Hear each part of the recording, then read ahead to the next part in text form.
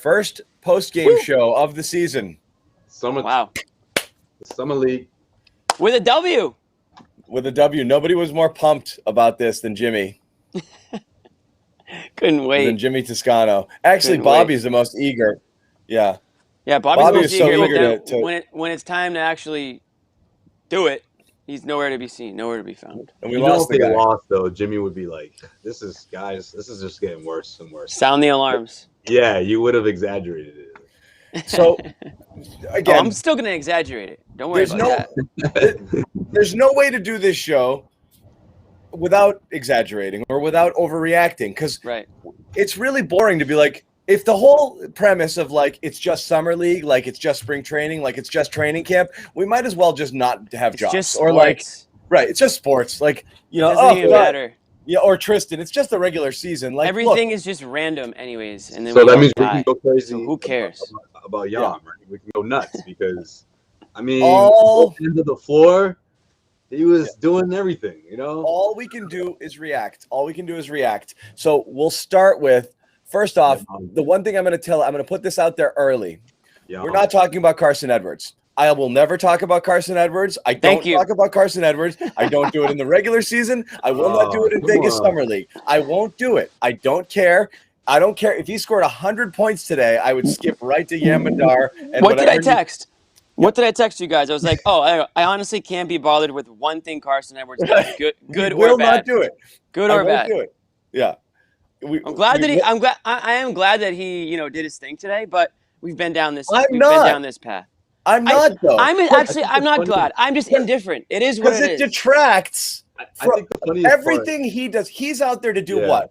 Friggin' heat check it. I don't want to see it. I want to see other people do anything, good or bad. It takes away.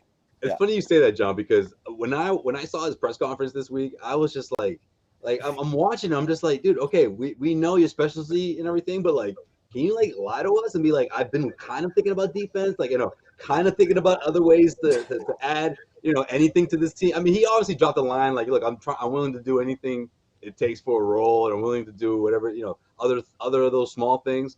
But I've been working on my shooting. Like I feel like he thinks about that. I'm gonna get mine. And he's like, man, I can get back to that. Like that wasn't everything happens for a reason type of thing, Like he's still set on that, but we'll see. We'll see. We will only talk about. We're only going to talk about not talking about him. We will only talk about Carson Edwards to tell you that we will not talk about Carson Edwards because it doesn't matter what Carson Edwards does. It will have no impact on the Celtics or Carson Edwards. Really, it just won't. Right. But let's start with the. I don't want to start. I'm not even start negative. I'm just going to start with Yam. It's impossible not to have watched this game and be look. This is because we've seen the other guys play. You have a idea. Nesmith, Romeo. We saw a ton of Peyton Pritchard. Okay, of course. Haven't seen Yam. Haven't seen the French guy, and we're going to get his name wrong until somebody tells me. But is it Begarin? Yep. That's where we're going with Begarin. There you go. You nailed it. You've been practicing. We saw him. So the first takeaways. Yam looked like we always use the thing when we don't know about people. If you brought an alien down and they said, "Here's basketball, watch it," and who would they say? And having never seen anything, having no idea when people were drafted or who they are, and said, "Who's the best player out here?" It's hard watching that first half to not have had your eyes drawn to Yam Madar just in terms of what he did. So, guys, observations on what you saw, but I mean. Yeah, he's skinny as hell, but his shot looks good. He's twitchy and he's confident. Like he knows where he's going out there, and that's kind of what you wanted to see there. So what did you guys think? I think that's the best word, honestly. It was confidence. I saw energy on both ends. I mean, he's picking guys up from full court. And obviously you sort of expect that. It's the very first game in Summer League. He's coming from overseas. He's obviously been talking the talk in the sense that he has a lot to prove, and he's not planning on going back. His mission is to make this team. So you expect that sort of energy. But he made it. Done. He made the team. You're on. Carson's out. Nice job. You know what? He seemed like to be one of those guys who was like, "Look, I'm not here. Well, I'm here to not only prove myself, but I'm here to lead these guys. Like, I'm going to show you on another level." And I felt like it translated on both ends of the floor in the sense of whether he was looking for guys for open looks, attacking, and then on the defensive end, up in everyone's faces, and even going for rebounds on both ends of the floor. I thought that was interesting. His effort he just seemed like a magnet, in terms of that basketball. And he seemed to find a way to sort of get around it every single time while he was out there. Yeah, kind of long. He gets his arms and hands around there. Quick.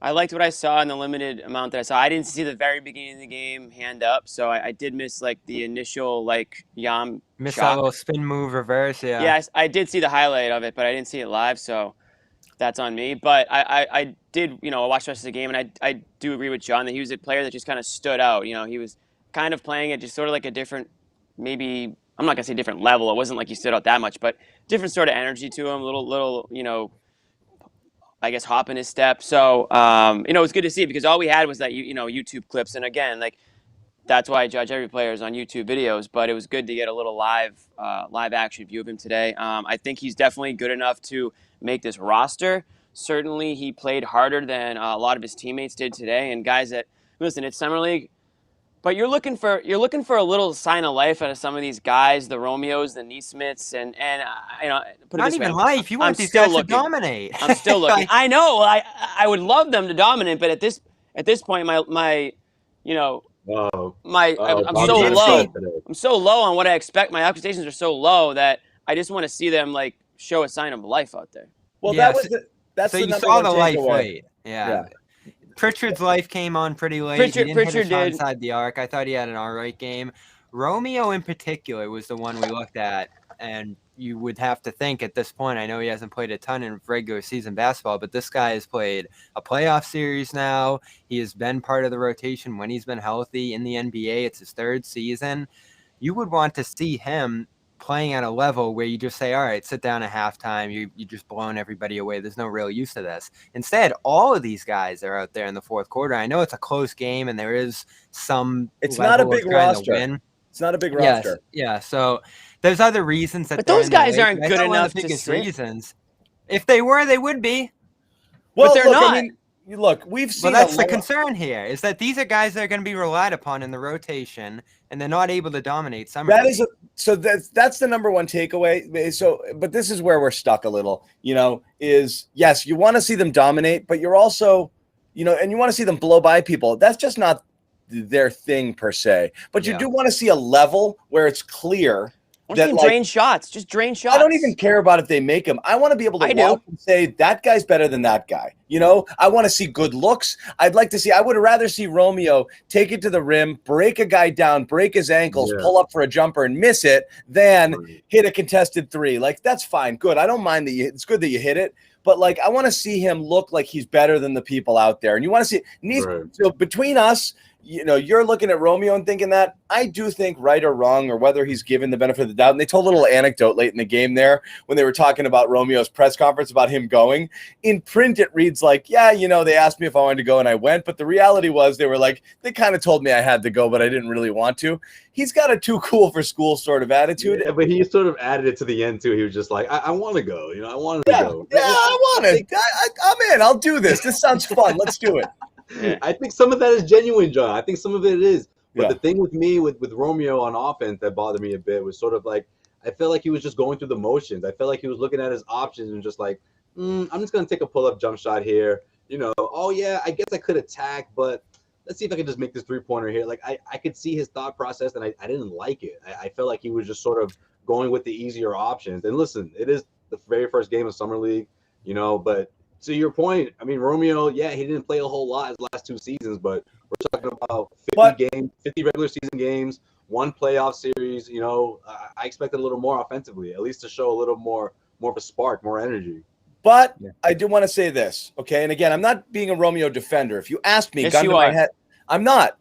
If you ask me, gun to my head, is Romeo going to be a productive pro? I'd say no. And honestly, I'd say the same thing for Nesmith. To be honest, if you ask me, what do you think? Jalen Johnson looked much better. Because you look at other guys, right, and they look better. So just snap judgments, I don't think so. The reason I'm not bullish on the guys, I'm saying this is the only path to them being a better team is these guys who you're going to count on for minutes have to elevate their games to the point that they're legit rotation players. Because, again, we talked about the talent drop-off. You can't go from Tatum and Brown to Romeo and Nesmith and have the gulf be so frigging wide.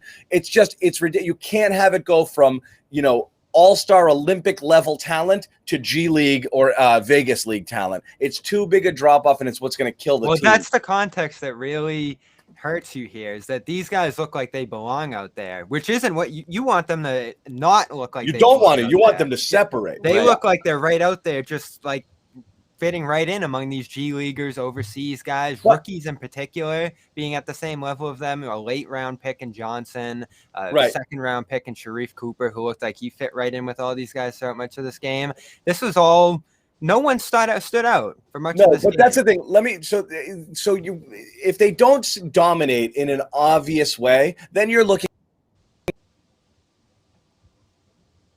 Yeah, you're looking for things to point out and grasp to here. I think, and I don't know what you and Josue and Jimmy saw out there, but the one thing I'll give Romeo is that the passing does look a little better. There's some turnovers here, but you can deal with turnovers and trying things and, taking some risk and failing in summer league ultimately.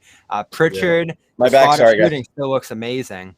Yeah, I was just going off what you were about to say, John. No, but all I want to say is Romeo had more flashes, okay? In addition, once he pulled back his hair, he hit all his threes. The threes look good. The passing looked good. And the passing looked good and the ball handling looked good. He just didn't look like he was locked in every moment. To me, Nesmith still looks like an shop sort of guy where great energy is great, but at a certain point you want to dial back that energy and have a little bit more refinement to his game. I'm still not seeing that. I would have liked to see him a little bit more. I would have liked to see the game slow down for him. I don't like a Vegas Summer League game going too fast for Nesmith in year 2. I don't like that. 8 for 3 too. We thought he got the shot down late last year. Yeah. And it still looks a little still running around like a crazy guy. Yeah, absolutely. Crazy guy. Like, he's so surprised when somebody's there. He turns around and slams into a guy, gets called for a foul. He's like, what are you doing here? I'm like, it's basketball. There's guys everywhere, dude. Right. They struggled. The other thing is, it's the first summer league game. Like, I don't want to get too high or too low about any of these performances. I'd like to, take a overview look of the summer league once there's a few more games that are played, but I just wasn't like you guys. I wasn't head over heels pumped about any of the current rostered Celtics guys didn't really wow me today, which I was hoping to get maybe a couple wow factors in, but bright spot would be Yam for sure. No, who? Yam. No, Yam, but I'm talking about Yam's not even on the roster yet. Yeah, exactly. I'm talking about the guys who are on the roster, he's going to be. Pritchard, Nesmith, basically Pritchard, Nesmith, Romeo. Pritchard did hit those shots. He had that deep shot from right in front of the logo there, so kind of came on a little bit with that 3-pointer, but didn't really like Bobby alluded to. He didn't really do a whole lot inside that arc today. I don't know, a little bit of a mixed. I feel like he made a point to show his distance a bit. Like, he's been working on that. Yeah, totally. All right. I mean, that's good. I mean, obviously, you got to be able to hit those 30-footers. So that would. I like that. Even if he's coming off the bench, I think that changes things, or that at least adds a valuable weapon for the Celtics off the bench. So this is my biggest frustration. I said this to you guys during the game. It doesn't look like Yam's that far off from earning some minutes here. If that's the level that the core guys from last year are at, and this is the level he's at coming in, again, you don't want to overreact to one game, as Jimmy said there, but there's just such an opening among the young core on this team that also reminds me of something I said at the end of last season. If you see some guys out there that maybe have some upside beyond what Romeo and Pritchard and some of these other guys have at this point, maybe just swap them out. At this point, you're just over the tax, so the tax isn't a concern. You're not married to any of these guys ultimately. So if you really like someone over Carson in particular, as you guys throw around all right, who cares about what Carson's doing? They still could, I guess, but up until now, they haven't swapped out Carson for another young player that maybe would fit in better with what they're trying to do here and have some long-term upside or just bring some immediate needs to this team right now. There were quite a number of guys around the NBA, and I guess Chris Dunn could be an example of this that you buy into, hope that there's still some upside there, and give them the opportunities that the Celtics team's going to have. Because if Nesmith, Langford, Pritchard, all these guys don't have a ceiling and you're about to spend a whole year giving them a bunch of minutes, then this year becomes even more of a waste. So I just wasn't blown away by anything these guys did out there. I was with John. Langford, Nesmith looked exactly the same as they did last year. And the same is like, again, it's you look around the court, you'd be like, right, you just want to see like, ooh, that all you need is one or two things where it stands out, be like, ooh, that guy. Yeah. Ooh, look what that guy You did. can tell he's a lottery pick or something. You know what I mean? Yeah. You could see the thing that makes the difference there. And again, you'll excuse it for first-year players when they're erratic, but you look for those flashes. But again, a player like Romeo, who's in year 3, and Nesmith year 2, and I know neither of them have had the benefit of a real offseason. But you're right. You do want to see, like, Romeo's a 3-year NBA vet, a third-year NBA veteran, despite the fact that he hasn't played. You definitely want to see him play with a little bit more.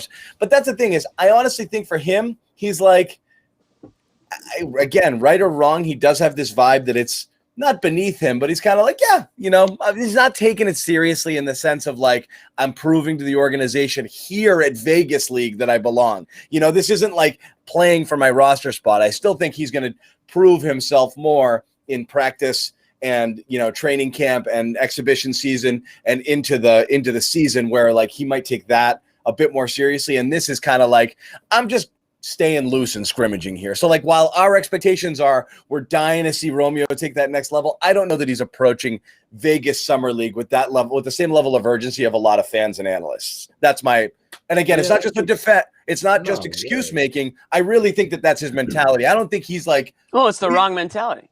But the thing is, maybe like what they might say to him is, this is part of your training. Just get loose. Just go out there. Have fun. Right. Just get loose. He's not playing for a spot here. No, he's not playing for a spot. Exactly. Just get loose, but also fit in. Right. I think that's what he's sort of. That's got to be his approach, because at the end of the day, you want to show that you can fit in with these guys and that you're an asset moving forward. But at the same time, he knows if he does anything outside of scoring 20 points or going off, no one's sort of going to be like, oh well, look at that kid Romeo. He's really got it.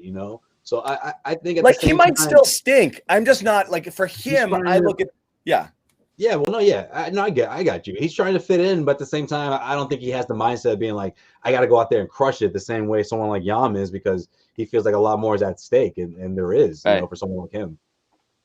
Right. No, there is more like for Yam to prove, I guess, in the fact that he's coming from overseas and he doesn't have a spot on the roster. Or even Pritchard. Someone like Pritchard, I feel like has a little more to prove. Yeah, definitely. But I think, at the end of the day, people here don't agree. People here want to see him aggressive, and that's what I was about to say. Like at the end of the day, these guys are all competitors, athletes. They've been playing competitive basketball since they can remember. I can't imagine they're going out there and just be like, oh, I'm just going to go on cruise control. Like, if you're Romeo, yeah, you're going into your 3rd year, but the first years were a waste, trash, garbage, whatever you want to call it. You had the COVID year in his rookie year, and he barely played, and he was hurt. And then year 2, people literally thought he might have died because they didn't see him for like the first half of the season. This guy is about the most unexperienced 3rd-year player probably in the NBA. So it's not like he should feel like he's earned anything. So if I'm Romeo, I want to go out there and be like, yeah, I don't belong in the summer league team because this is how good I am when I'm fully healthy. And here I go, I'm about to go, murder these dudes on the other team. And instead, it's just kind of like up and down. Yeah, and credit to him, he hit the shot. Don't get me wrong. He did hit the game-winning shot. So we can't hate on him and not mention that. But it's just the fact that he's just so kind of nonchalant out there. Isn't it funny? Like we can't win, right? We're sitting here coddling Romeo, and he hit the game-winning shot. If this were a regular season game, Romeo hit the game-winning shot, and we spent the whole day killing him, the chat would be like, "Guys, he hit the game winner. What's wrong with you?" Like it's just not about the It's just not really I know. It's just funny. That's why it is funny, but that's why I don't want to not mention it. But it's just it's almost like if you just looked at the box score, if you just watched the highlights, you'd be like, "Oh, Romeo played pretty well," but it's like.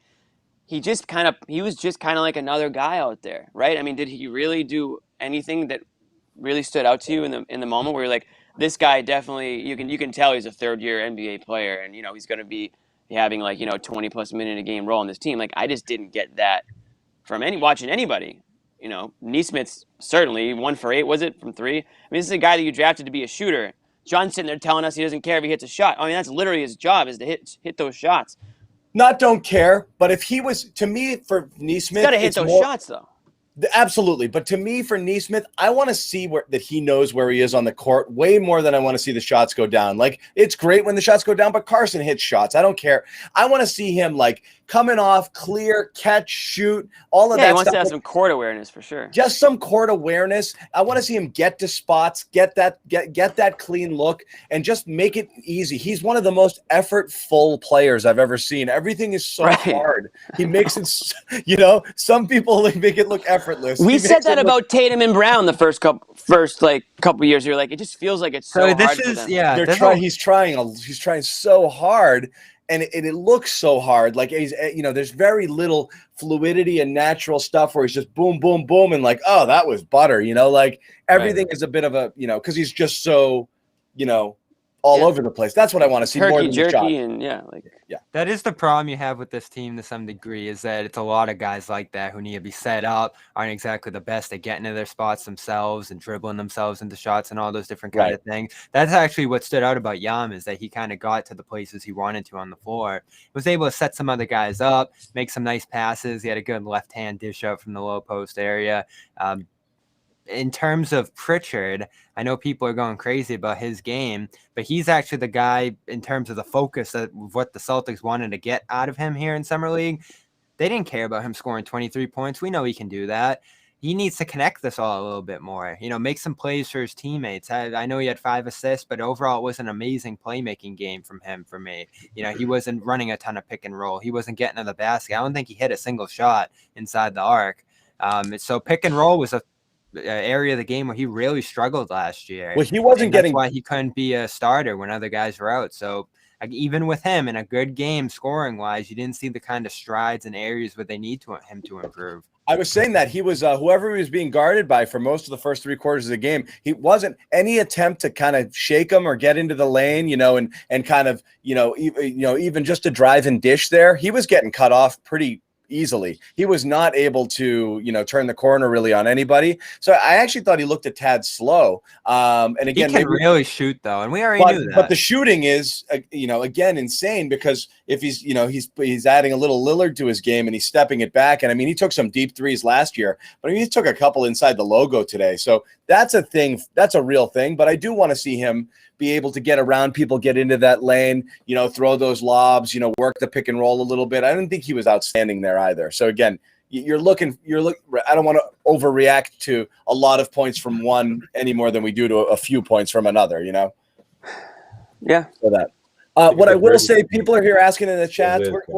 We'll talk a little bit more about this game, and we will as well address a few other things going on with the team. Marcus Smart. And his contract extension, Fournier, some Kemba Walker stuff, Dennis Kanter, Schroeder. So there's a few team-related things to talk about. But, guys, other observations here. We did get to see the second-round pick a little. And so, again, first time ever. What do you, impressions? I like him. He's definitely got a shooting floor to him, which you're not sure, because usually the athletic guys who break out and do a ton in transition and are really like burst heavy, he catches lobs and all that kind of stuff.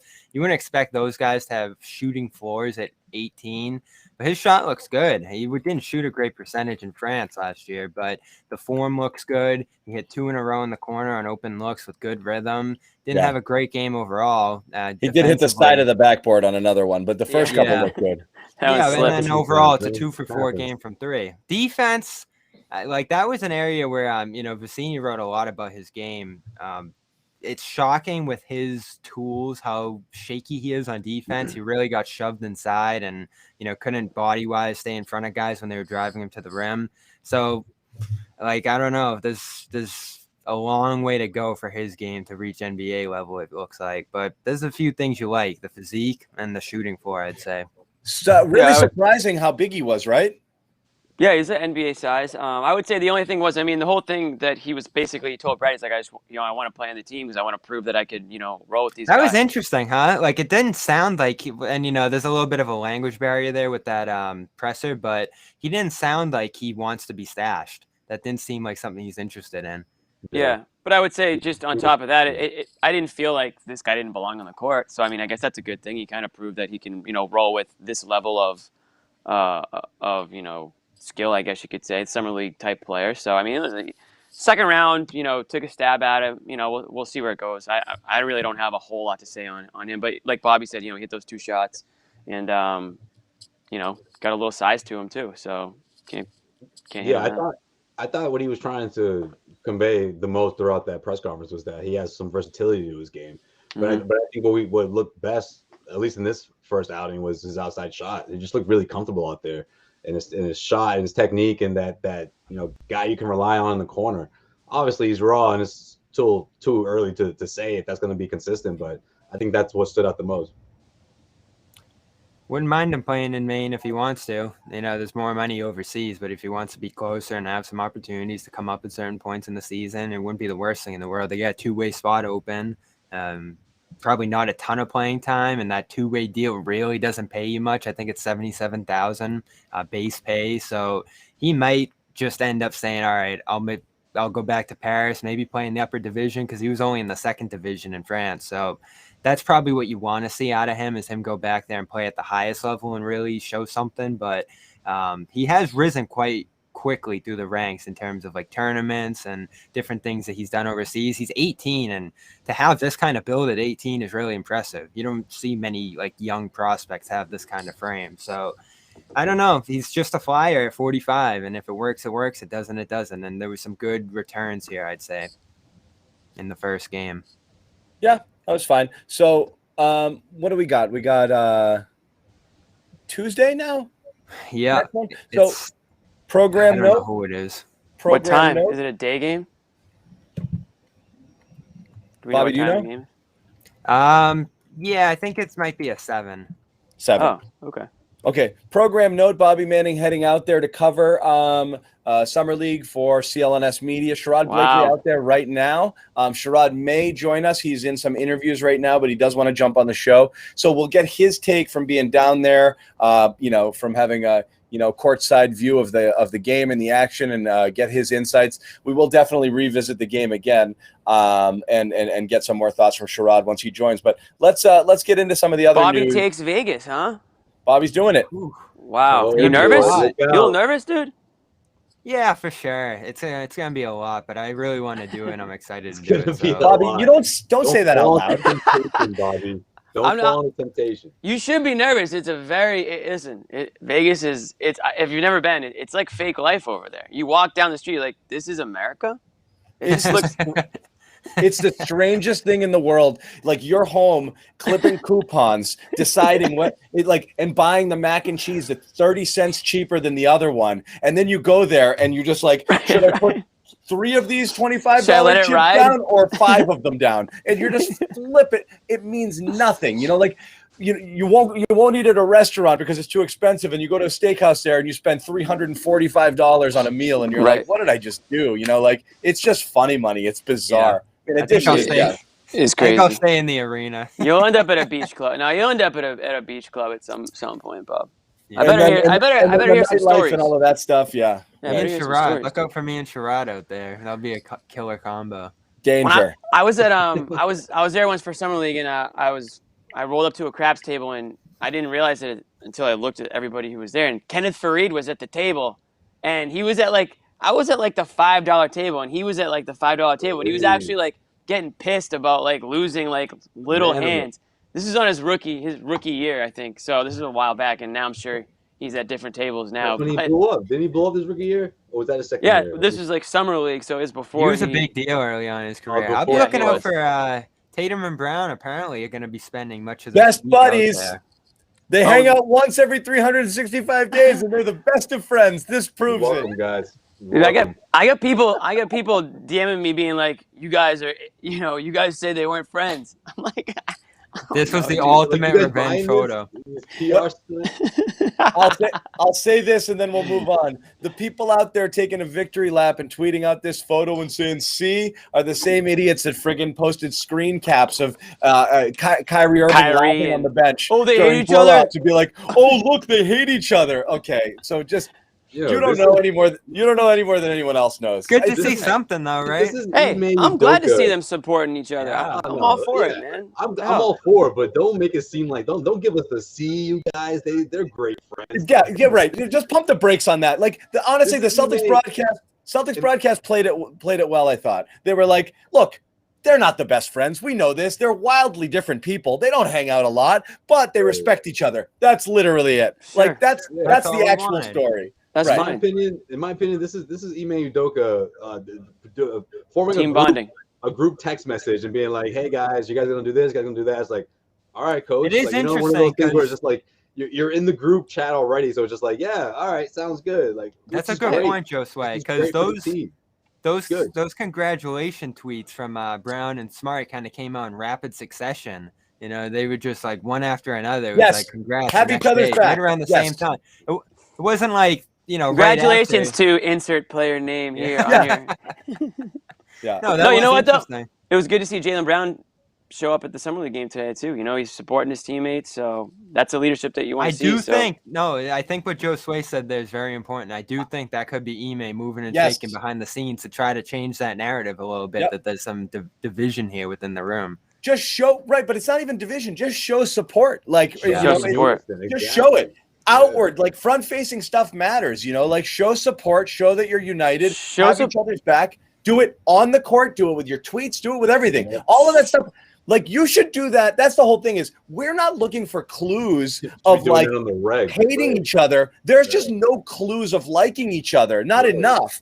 That stuff is so easy to do, even if you don't mean it. Like that stuff should be just part of like the PR campaign. Guys, do all of these things because it's going to look good, and also it's a good message to your teammates when you show they're looking up to you guys. Right. And So you know that's what's my next? thing. You know what's Matters. next, in my opinion? You know what's next? It's probably gonna happen in media day. Celtics pride. Show some Celtics pride. Thank Hey, you. That's all what I of was that, about to say. Celtics. Hey, we love it here. This is Boston. We believe in this organization. Maybe not to that extent, but just say, hey. No, to that extent, literally. This is Celtics pride. We're coming back. We're upset about a first round knockout. You know, a lot of things happened last year that you guys don't understand, and we're going to prove to you all that we're one of the top teams in the East still. That was my But you concern. don't That was my want- bigger concern. Is not Tatum and some Brown liking pride. each other. It's Tatum and Brown liking the Celtics organization. That's what I really care about. Like, because it didn't feel like anybody was interested in this organization at the end of last season. Like from the president down to the last guy on the roster. So that's what I'm looking for. I'm not really looking for did they have a sleepover? I want to know if they actually like love the Celtics. Yeah, multiple things. You don't Love have the to go Celtics and crazy on love social media, but geez. just two show things. Love the Celtics, love playing with each other. Nobody Right. gives a shit if they're best buddies. But you want to believe that Tatum doesn't want to unlink from Brown and vice versa for their careers because they view like these two as like we're the unit that you're going to come join. What you Right. don't want is them to start kind of looking elsewhere. That's all you want. You want them to be tied together the whole time. That's the number one most important thing. It doesn't Yeah, like matter Steph and Clay. if they're best buddies. You just want them joined, in whatever way possible. And you want to hear them say it. Like this guy and me and this guy together, blah, blah, blah. We would do all of this stuff. That's the most important thing by far. They don't have to take pictures at the club. It doesn't matter. Like you just want them to want to play with each other for the rest of their careers. And ideally you want to see it here. So Listen, it's great. At the same lunch table. They don't have to sit at the same lunch table every day. But just show It's great that each other out every once in a while. Dap each other up every once in a while. It's great that Tatum, Team USA won the gold, and Tatum was a big part of that. But there's a little sliver of me that's like it's not really a Celtics thing. It's a country thing, and it's me an and my individual. all-star buddies. Exactly. It's kind Me of and like that. KD. Look what KD and I did. I want him to represent the Celtics like with that win, but I know it's not The gold that medal. easy. Yeah, exactly. Yeah. Yeah. Okay, so let's move on. Anyway, glad we got that out of the way. Yeah. But that cracked me up. I couldn't wait. I was like 3, 2, 1. Tweet. Yeah. See. Oh my god. It was so ridiculous. Goodman took some heat. Goodman did. I was just going to say that. Goodman took fire. Goodman's just probably mowing his lawn, having a little Sunday, and Goodman's like, bring it, like. He's So here funny. for that. He wants all the smoke. He's ready for it. Let's throw this one out here. This happened during the week, which was just perplexing city. So this is our first broadcast since free agency, in which time the Celtics did nothing. And still haven't. They signed Kanter. We have to talk about that. We have to do a little section on that. We'll get to it. We can get to Kanter, but the value of that contract's not bad. That's fine, but look, and Bobby's pointed this out. It's freaking ridiculous that they got rid of Kanter. All right, we'll do Kanter now. Go. I mean, it's ridiculous that they got rid of him to bring in Thompson, only to get rid of Thompson to bring Kanter back. But it's absolutely ridiculous. Not to mention, everyone's forgetting. It's a silly-looking signing. Everyone's forgetting. Even if it works. They never played Kanter when he was on the team.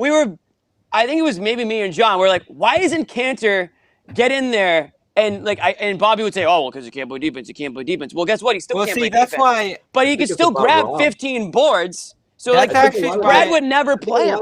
I think a lot of it has to do with Rob, guys. There has to be an insurance policy on Rob. And obviously, it's not ideal that it's Kanter, but at least it's somebody that they know could fit the system. No, this time it's not. In a much different role. It's not Rob. And rebounding, They got rid of Mo for nothing, and they needed to dump Tristan. It's just a body. It's a body. They needed another. Making $1 million. If they didn't lose Mo in that trade, I don't know if they Why still can't figure it out, Mo. Yeah, maybe not. None of this makes sense. Kanter's. All right, so that's where I disagree. He's in a different role this time. He's making $1 million, and he's not going to play. That's the point, Jimmy. If all goes well, he doesn't play. He's a depth big who steps in if a guy's hurt, takes a night off. Maybe there's a matchup thing here or there that he can give you. Yeah, I know he's not going to start. Yeah, he's a pretty quality third big man when it comes down to it. I know people are throwing out the big numbers in Portland last year. He was solid for Portland. How it looks really silly solid. is that you spun the wheels for a year waiting for him to come back. Not even a year. 9 months ago, they dumped him with the pick, in terms of real time here. And now he's back while dumping Thompson, who supposedly was supposed to be the upgrade on Kanter. So that's where it looks silly. Now, I get it also that you want a one-year guy, and pretty much everybody in this market went for 2 years. So this was probably the best available player, period, who would take 1 year and short money. It just happens to be the guy that you dumped with Desmond Bane 9 months ago. So that's why the team has to at least look at it and acknowledge, all right, if we're going to have an opening press conference for this guy and wave the flag, it's going to look a little weird here. Someone writes, Kanter is a WWE champion. Yeah, I generally like Kanter. John does too. It's just You hated Kanter, so don't even start. I like him in this role. We have the receipts. We have all the receipts. So last time he was here, Rob wasn't really playing, right? All right. Jimmy's favorite stat is what? What's Jimmy's stat? PER, baby. Jimmy loves PER. Where was absolutely. Kanter league-wide in PER last year? Can anyone guess? Darling. He was way the hell up there. 20th. I was going to say 15th. There you go. I think 2 years and ago. Bobby says that he's not going to, the point of him is to not play him, but he likes him. The point of him always was, and again, we argued this last year. I mean, it was Tristan was the bizarro Kanter. He can rebound. He can rebound, but he's atrocious. He can rebound and defend, but atrocious at offense. And Kanter can rebound both sides. They're both good offensive rebounds, both good defensive rebounds. He can rebound and score, but he's friggin' atrocious at defense. Kanter is exactly what we thought he was. Tristan was not. That was the problem. If Tristan defended like Kanter played offense, that would have been still a good signing, a valuable piece. He just sucked. He sucked at everything. Right. And so that was the problem, is you were basically flopping offense for defense, but roughly the same player last year, which didn't make sense to me to sell one off for parts and make your big splash Kanter in with the TP, because that was really all you had. That was all the flexibility you had, was that thing. But who knows? It turns out everybody grabbed, with mid-levels and whatever last year didn't really work. So, hold on. I think Sherrod is here. He is here. Let's bring in. I was going to send you that message. Sherrod Blakely. There he is. Hey. Damn, it looks what up, Sherrod? What's up, fellas? What's up, fellas? Can you guys hear me okay? Yeah, I got you Perfect. Good. The one relatively cool spot in Vegas is literally right here.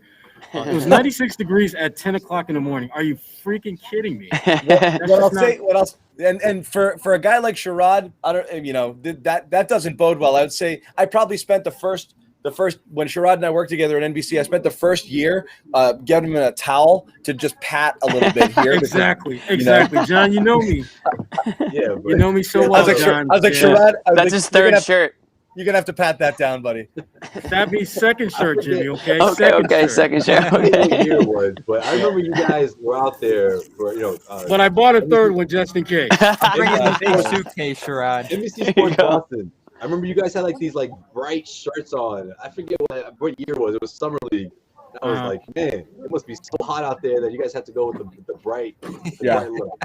So Someone said I'm gonna need SPF 90. It's true. Oh my lord. Yeah, Sherrod, Bobby's gonna give us something we roast. don't know from the game today. We just came off the game. We started talking free agency stuff. But what were some of your observations there? Your top takeaways from the Summer League game? Well, I think the one thing that everyone is going to talk about is obviously the way that Yam played. He was really good. But what we learned in the postgame was that all the players had basically their individual plans for them to execute in Summer League. And Yam did exactly what they were hoping for, just be a guy that could come in there, bring energy, really make his presence felt, and didn't necessarily need to score to do that. He was obviously the star of the show. I thought, Romeo, after I thought a really slow start, he delivered when it mattered most. And that was one of the things that Coach Mazzella talked about afterwards, was that, they want to get Romeo to do a better job of making the most of his shot attempts when opportunities present themselves. And obviously, right there down the stretch, big shot that he hit, not only in terms of the game's outcome, but I think more for his confidence. Because, he really needs to get in the habit of making wide open or lightly contested shots when the shot clock is winding down or the end of the game, because you just never know if the Celtics are swinging the ball, whether it'll wind up in his hands in those situations. Yeah, to me, Sherrod, it felt like he was forcing the issue a bit in the first half. There were some shots where the ball was moving around, and he was just sort of like, I'm behind the arc, coach said I got to shoot it. Did you feel like that was his approach throughout? But then, of course, in the second half, he settled down a bit more, especially on the offensive end? I think some of that is true, but I think also part of the problem or the issue is that there were so many other guys that they're trying to get a look at, and they kind of know who Romeo is, and they really have very specific things they need him to get better at. And I do think he was forcing the issue a little bit, but again, to me, it always comes down to what do you do when the game matters most? What are you able to deliver in that critical, pivotal moment? And he was able to come through. Same thing for Peyton Pritchard, because Pritchard was the one that had a great pass, to him that set that shot up. And he was another guy that was much better in the second half than he was in the first. Sherrod, let me ask you. You say everyone's got to focus. What is Romeo's focus? I know they talked about using him more as a primary ball handler this year, and you did see some. There were some times where it looked like he had a bit of a loose dribble, and there are other times where he was able to get into the lane and to make some things happen. So a mixed bag in terms of that front. But, do you have an idea what each of these guys' marching orders was? What is Romeo's mission? Because we talked about, what was Romeo's marching orders? Yeah. No, because at home you want to see – at home the reaction is – and just we chill? talked about this at the beginning is – we want to see guys like Romeo and Nesmith dominate, because you want to see that they're a level above these guys in the Vegas League, because they're going to be asked upon to be rotation players. But if they have specific jobs to do or specific roles, that changes the context of evaluating their performance. So what is it you think they most want to work on with Romeo? Well, with Romeo, I think, as I just said, him making open shots. Because if Tatum and Brown are doing the things that we expect them to do, that's going to create opportunities for guys like Romeo who are on the floor to make shots that are wide open. And so for him, that I think is one of the primary things they're looking to do. But more than anything else, John, and you touched on it a second ago, he does have what I would consider a little bit of a loose dribble. And I think he needs to tighten that up a bit. And I think that's something that they're certainly looking to work on, not only in the summer, but also in preseason training camp. But as far as Romeo is concerned, I think for his first game in Summer League, he did, for the most part, what they were hoping that he would get accomplished. And to me, again, that shot that he hit at the very end, those are the kind of shots that Romeo wouldn't either not be on the floor in that moment, or he'd be on the floor and nowhere near the ball. So he needs to become more comfortable, not just taking that shot, but also making it. And he did that today. What about Nesmith? Your impressions there? And again, just to share what we said on the front end, our vibe, again, with Nesmith was he still looks bull in a china shop-ish at a game and playing in a game that you wouldn't expect. You understand NBA with no training camp, coming out of half a season at college, to be too fast. And you would it explained why he was running around and he looked lost and crazy at times last year. Effort was there, but he was all over the map. You don't expect to see him carry that play over into summer league, and he did kind of look like the same guy. Yeah, I'm hoping that this was just one of those games for him, and that he will get better as we go along this summer. Because you're right, he looked exactly like what we saw in the regular season, and that's not good. That is not good. That doesn't give the Celtics what they're going to need from him. They're going to need him to make shots, which he did not do a good job of. They're going to need him to make hustle plays, not just hustle plays, but like under control hustle plays. He's great energy-wise, but he does seem to be a bit out of control, and it felt that way for long stretches in this game. So he needs to really – that's part of what his, I think, plan going forward is, to refine that energy and effort, refocus it so that he's making plays that make the team better, not just making plays because they're effort plays. Because as we all know, every effort play is not a good one. Right. So you want to see it slowed down. Right. Yeah. Guys, questions for Sherrod? Yeah, I was going to go the Yam direction. So Yam's still not on the roster. Saw some flashes today. I honestly thought as a creator, which is what they wanted Pritchard to kind of show out here in the summer league, he looked better in that capacity than Pritchard did, even though Pritchard had a good shooting game. So to you, is there a chance that Yam could have not only a roster spot here, but a real role on this team next year? I don't think that he's going to have a real role with the team. This was a great start. But I still think that his size, and I'm not talking about length, I'm just talking about his physical dimension. He's a skinny guy.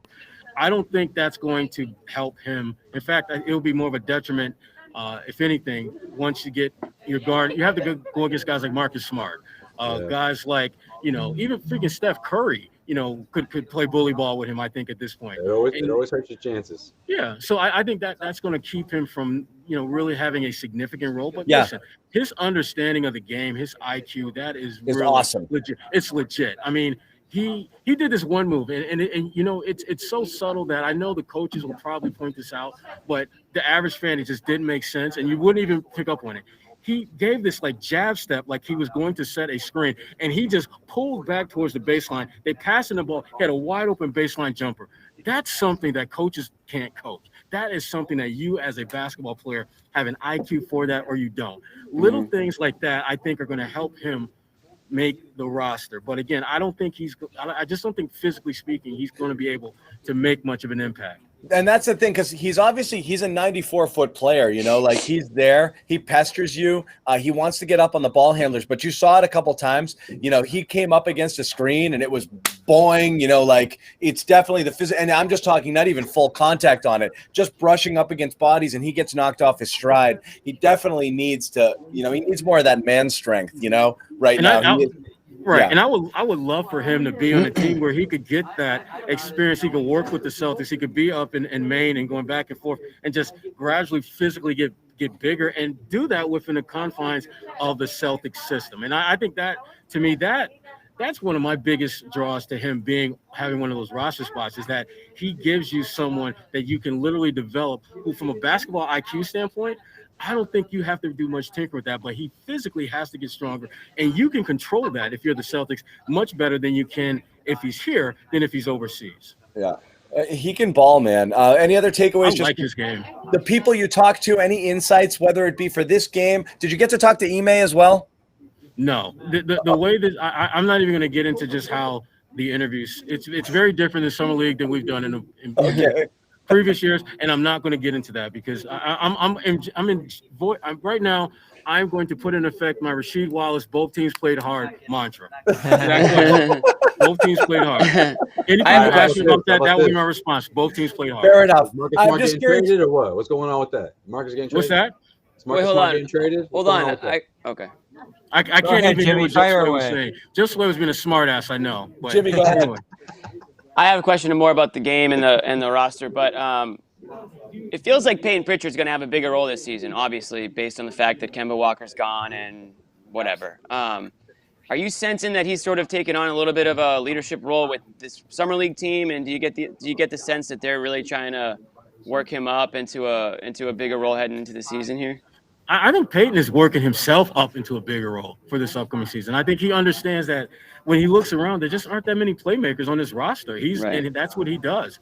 And we talked to him post game, and one of the things he did touch on a little bit was that in those late game type situations, he's been in so many of those at Oregon, and even before that. And so there's a comfort level that he has in those moments where he knows that if the shot is there, he's going to take it. If the pass is there, he's going to take it. His whole thing is, I need to make the right decision in those moments. And that's what this summer league is about for him. The play that he made for Romeo, he could have easily forced the action and try to go to the hole and do something to get his own shot. But he recognized that I can draw the defense to me. Romeo can be wide open. I'm going to trust my teammate to make the shot.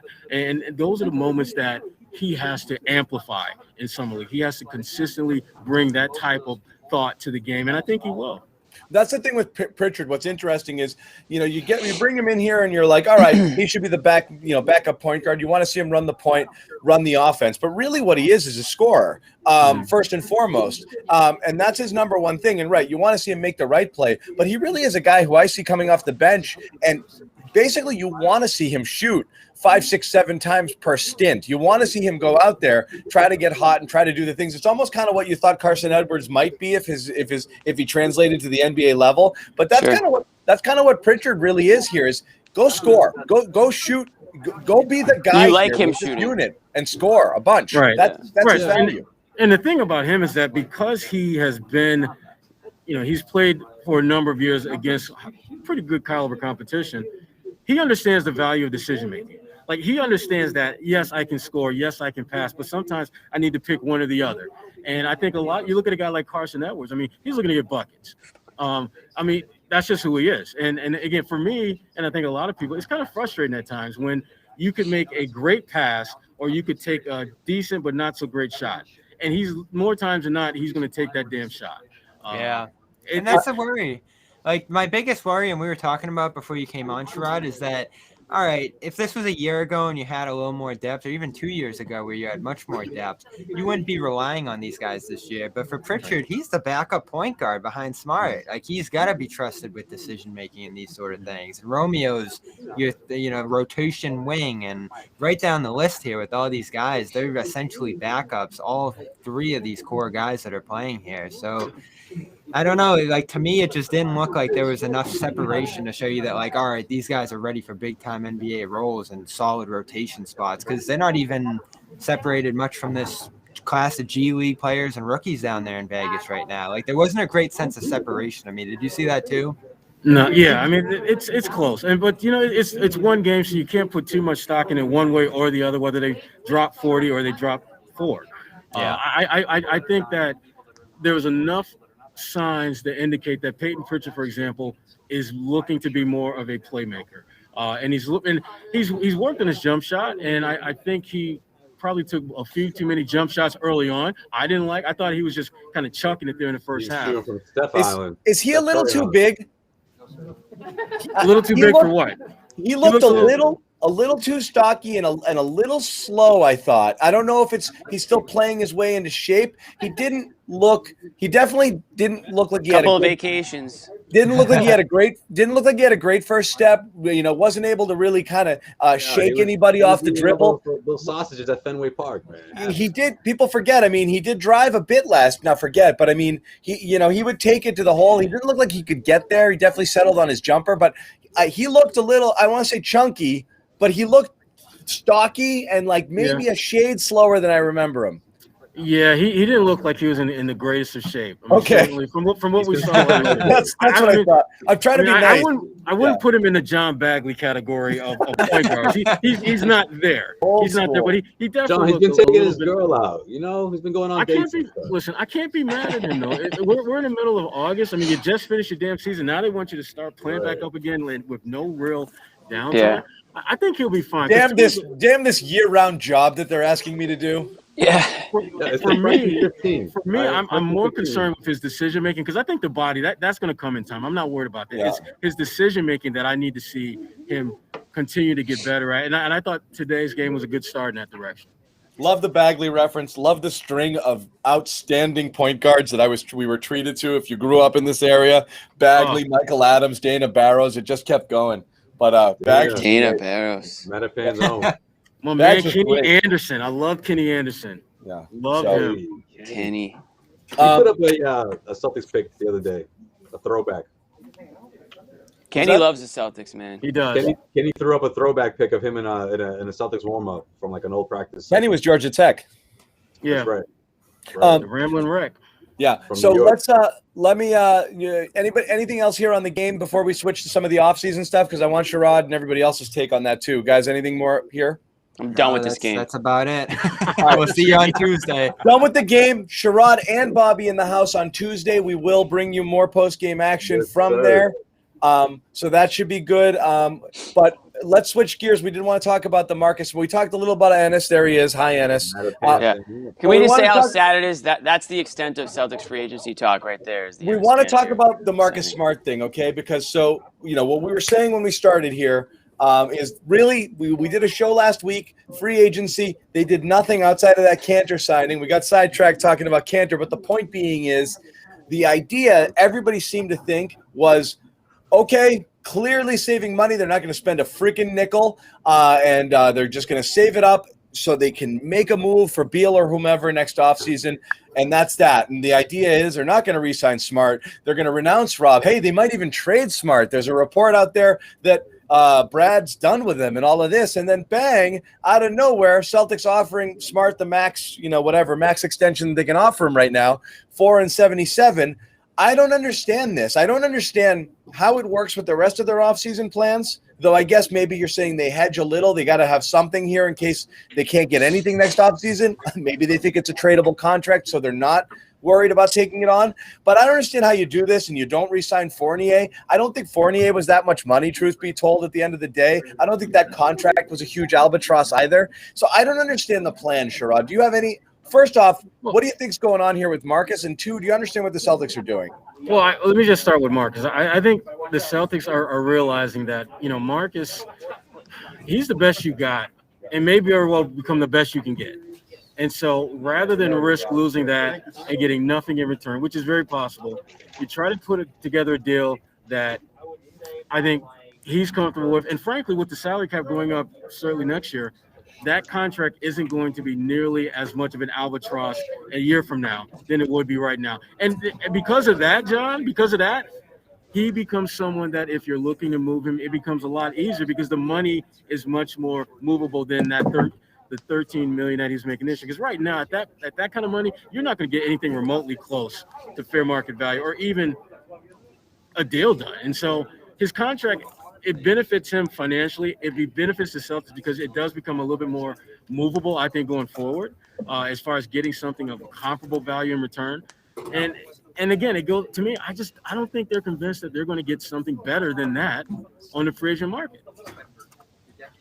Yeah, I think it does a variety of different things here. Obviously, it placates him and his role in the team that we've talked about. He's got an expiring contract, and there's all this look ahead to next year and Beal and whatever. It does kind of undermine his spot on the team in the short term and long term. So there'd be a benefit to that. We all knew that the squeeze to get a player like Beal in free agency would be so tight that you'd lose numerous players. So you probably want to set up a trade and a sign and trade or even a mid-season trade if you were going to go that route rather than just gutting the roster and trying to squeeze in his salary, because then you don't have any cap holds or any way to bring in players of significant salary. So it makes sense in that regard too. The question is if you don't get Beal and if all of a sudden you're just hedging against Smart's long-term standing on the team, is a core Smart, Tatum, and Brown going forward going to be something that improves or grows together? Because, I think we've kind of seen what Smart is as a player at this point. I don't think there's a whole lot of upside. So when you're giving a guy a raise, when you give a guy extension, if your intent is to keep him here and you're paying him more, you want to see a guy like that get better. And I'm not necessarily sure there's still a ton of upside in Smart's game despite this incredible start to his career that we've seen. Well, and the other thing you got to keep in mind is that we don't know if that contract is fully guaranteed. Right. And to me, that would Good point. be the main reason why a guy like Marcus would hesitate to sign something like that. Because if it's worth $77 million, but only like maybe 50 of that is guaranteed, is that really in your best interest to sign that contract? Wouldn't you be better off hitting the free agent market and maybe getting like a 4-year 56 or Murphy- $60 million. Murphy Right. also said they are coming in a little lower than the max. I think they're coming in at about 69, actually, is what he clarified. So it's gone back and forth. I've Yeah. seen that it was 77 at the max. I've also seen that it's closer to that 17 average. And that was my thought too, is one of two things. It's a hedge against not getting what you want, not being able to pull off a trade, not getting Beal, not being able to spend that max money next offseason, get left with nothing. So that would be number one. But two, and it might be a combo platter between the two, is you make Marcus a deal that you're supremely comfortable with, or perhaps, and this is a little conspiracy theory in me, perhaps a deal that he can't accept. And you wonder how much of this was bad PR, where it's like, wow, they won't spend a nickel and they're really cheap and X, Y, and Z is going on. It's like, all right, let's put it out there. Marcus, we're bringing him back, right? Because again, I just don't understand. Everyone here is saying, oh, fake news, Mannix's report, blah, blah, blah, discontent with Smart. We're not here to talk about where reporters reported what's true or not, but it does seem like people can't really settle in on whether or not the Celtics are committed to Marcus Smart or not. And that's what makes the whole thing really perplexing. Do they want him here? Do they not want him here? Do they think he makes them better? Do they want him to be their starting point guard? Do they want to clear the cap table and have extra money? I can't figure it out. Like, the reporting on Smart this offseason was he's the teacher's pet, and people resent that he gets away with a ton of stuff, and Brad lets him get away with murder, and Brad can't stand him and wants him off the team because he's erratic. No, wait, they're going to re-sign him. Okay, again, it's easy to shout fake news, but I have no idea, where they land in terms of how they view him right now. Well, the one thing I try to come back to is just what makes the most sense, like what's logical, and for the Celtics to offer him a contract that has the ability to not be fully guaranteed makes a lot of sense, because that will appease him in the short term, because a lot of that money will be up front. It appeases the Celtics fan base because they love Marcus. It appeases the organization because it doesn't put you on the hook long term with him. And here's another fact that you got to keep in mind. If they are going to, let's say, try to make a run at Bradley Beal next summer, and let's say Bradley says, I want to come to Boston, you got to have assets to make that happen. You got to have money to make that work. Marcus Smart making a little bit more money for this upcoming season, yeah, it may help you get that done. That's the thing, though, but it's a matter of time, and you're right. That length matters, and the guarantees matter, because, what I don't understand is if you're a team that has decided I no longer want my best player, do you want to take anybody on a 4-year contract who isn't a young and up and comer with potential to turn into a star? It just seems like it doesn't seem like a lot of NBA money. It seems like stupid money for a team that's in a rebuild to take on. So I don't understand how that works in a Beal trade scenario. Yeah, I mean, I feel like when you look at the Marcus Smart situation, you're wondering how much of this whole pursuit for Bradley Beal has to do with him putting out the report that he wants around $80 million. I mean, we don't know if that's him or his people, or who's putting that out there, or sources, or whatever the case may be. But maybe Marcus is in the space of saying that, look, I'm not in on that plan, and I want to get paid. And Lonzo Ball, what he got out there, I'm worth just as much, or maybe not, if not around that vicinity. And if I'm not part of this plan, if I'm not part of this, the future long term, then let's just cut ties now, instead of me having to go through this quote unquote bridge year, and you get Bradley Beal, and I end up not having a say in where I want to go next year. Well, here's the other factor too. We said all along, like, the Celtics have to have a good sense that Beal's coming if they're going to go down this road here. This could also show that maybe they're not 100% certain, and they have to start to try to retain their pieces here a little bit, because what have we said all along? They've lost Kyrie, they've lost Horford, they've lost this, that. The most recent one's Fournier. If you go into the next summer and lose Smart after all of those guys, you have nothing left in terms of solid player assets. Yeah, they're hemorrhaging NBA talent. And Mark could just been not like the situation and just leave for the sake of leaving next year if you don't wrap him just up. wants to leave. Who knows? Like, it wouldn't shock me if he's not all in on this plan. Why not? Why wouldn't he say to himself, what plan? I'm for me to go. The plan to get Bradley Beal, or to get he's not part of that plan. The plan to get Bradley Beal is not good for Marcus if he wants to stay here. No, and that's the scary part. I don't about think he next wants year, to the buy one into thing that plan. I think he'll take a pass on that plan. Thank you very much. Yeah. Exactly. Plan B. How much enthusiasm is there going to be on this roster next year with such a orchestrated showing that they're bridging to something here, whether it's Beal or something else? It's a really risky proposition. I think extending a guy is really a big step in terms of showing that, all right, we're making a commitment. If there's transparency from ownership on down to the players that matter, and you're like, guys, I'm going to be real with you. We're stuck this year. We're building towards your future, but it may result in a step back this year. I need you to smile, not pout, not look around and say we need help and throw your hands up and start huffing and puffing. You can do that with the Jays. Can you do it with Marcus? I think that's a question. That's a legitimate question. You can if you resign him. You can if you resign him. What, you sign him up for the program to be traded? I don't think he'd be in on that. Well, No, you're just saying giving him the money. You're giving him the money. He's at least got some certainty. But if you tell them that and they're on board, you can do that. They wouldn't be the first team ever that's had a bridge year in the middle of people's prime. I think people overreact immediately, which is like, you can't have another bad year. You can, as long as these guys don't start looking for the door. So, and you're looking for the exit. If they're on board with it and they understand and they're down with your vision, you actually have a vision, or if wink, wink, they know that Beal is going to friggin' stomp his feet and make his way over here and they're down with that, whatever it is, then it's fine. But if they're not on board and they're kind of not lied to, but misled, and we're going to blah, blah, blah. And, look what happened. The Red Sox don't make a trade at the deadline and everyone's like, the whole team quit because they didn't make a trade. And, if the players feel like ownership doesn't have their back or they think one thing is happening versus another, that's bad. We saw it in 2019 with the Davis situation. It's almost the same thing here. Yeah. A little bit. And you get a dead man walking sort of vibe too when you think everyone's about to go. It is a weird situation. If you're building, it was the same shit with Anthony Davis that year. That's what I'm talking about, yeah. Yeah, that was terrible. Yeah. And then he comes in with the That's All Folks t-shirt. Yeah.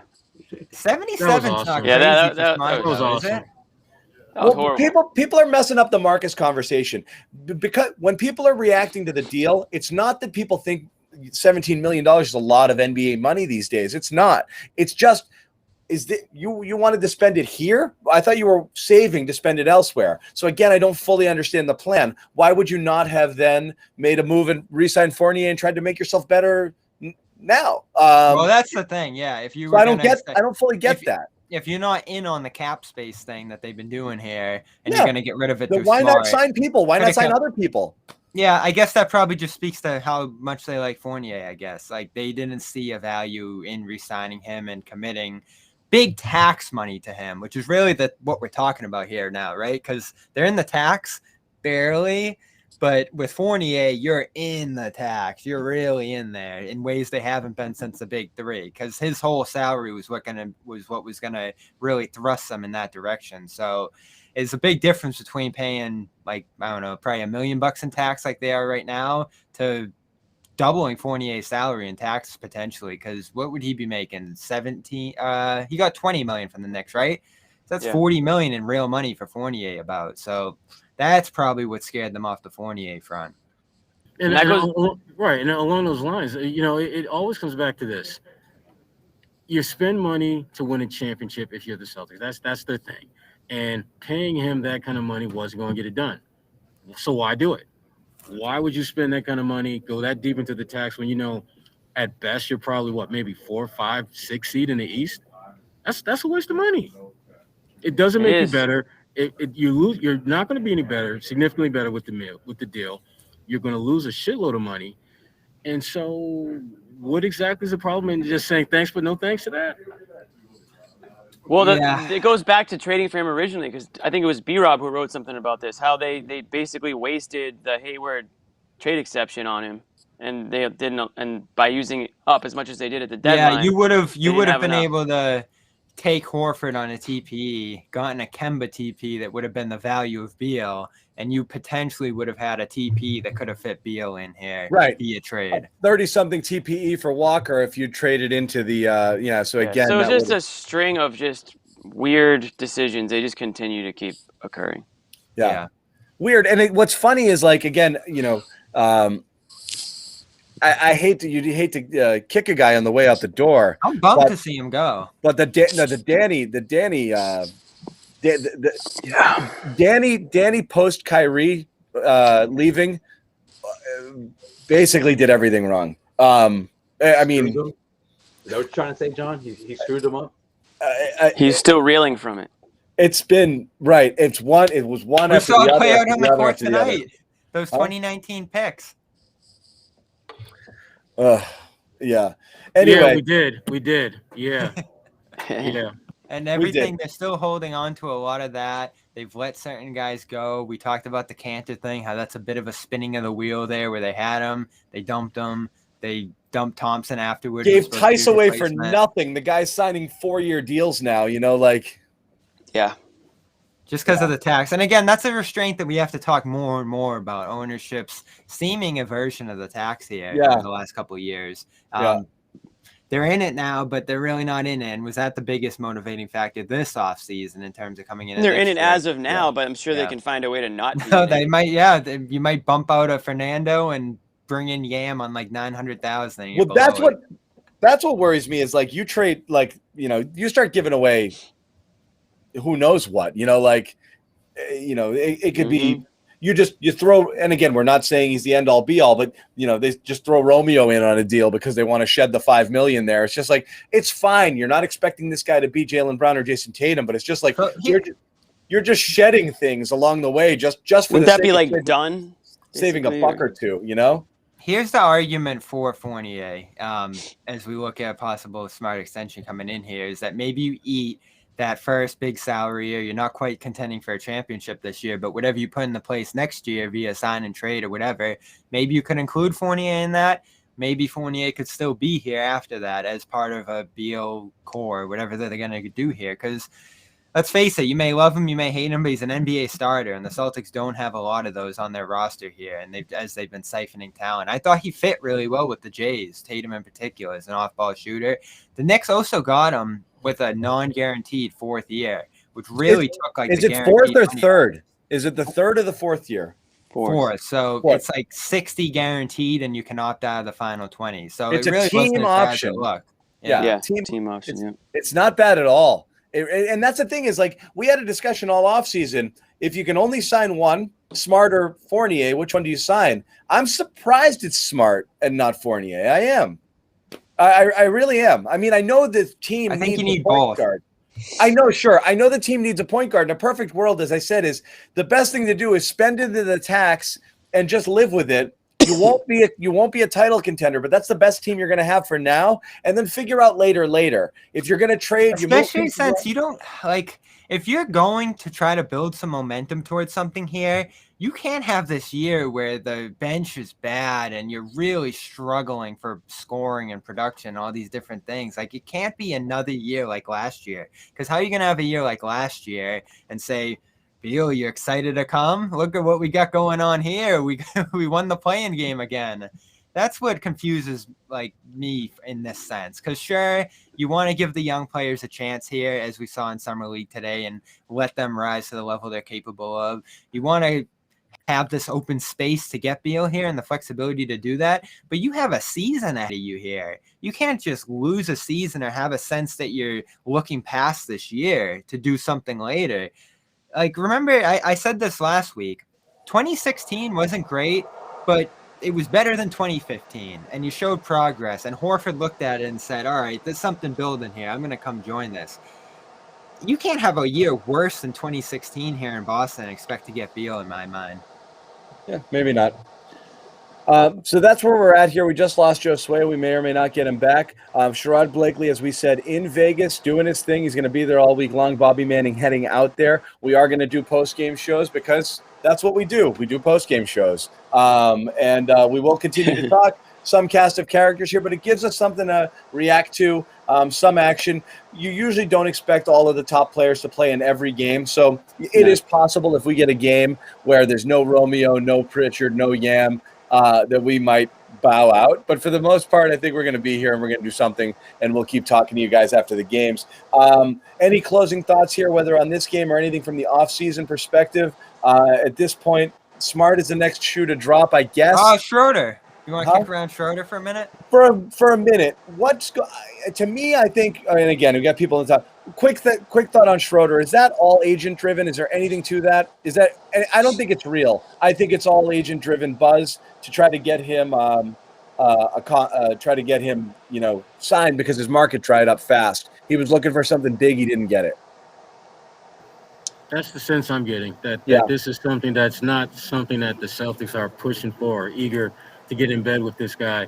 But obviously for the right price, you'll do pretty much anything. I mean, if he said tomorrow that, hey, I'll come to Boston and I'll just take the minimum, you'll do that deal without even hesitating. Well, yeah, I mean, they'll do obviously that. that's not going to happen, but I'm saying if you can get him at a significantly discounted rate, you would at least consider it. But other than that, if they were ever interested at all. There's a role for him, and I think he would fit well. I mean, a guy who's a distributor, he's what they athletic. need. Yeah, I mean, he's Alonzo Ball type of a guy, on that end. And if he wants to come in here on a 1-year deal, and so he can try to maximize his money again next season, then I think that would be a win-win for both sides, because there is obviously a bit of a void at that position here in Boston. So I don't know. I couldn't tell you. I mean, Sherrod would know more than any of us would on whether it's agent driven or not. But I can see why at least the Celtics would kick the tires on the idea of bringing him in. And I think he makes them better. Like he feels the need. He's a player that's had a lot of success in this league. I mean, I don't know much about him personality wise, but I know that he gets He gets under players' skin out there. I know that. I know him and Isaiah Thomas got into it.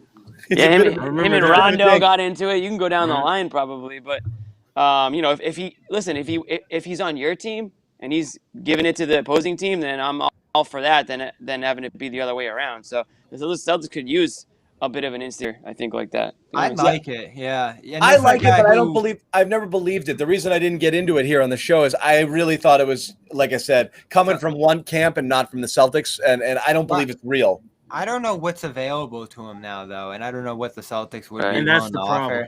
Might not be, but I don't even know if they ever talked. I don't know if the Celtics have any interest at all. Truthfully, I really do believe that was Schroeder's camp is like they need a point guard. Let me float some stuff there, because it just kind of came out of nowhere. It could be, but the Celtics don't have a ton to offer, so I don't know. It came out minutes after the Smart stuff. They were back to back, so the timing of the two reports was also weird.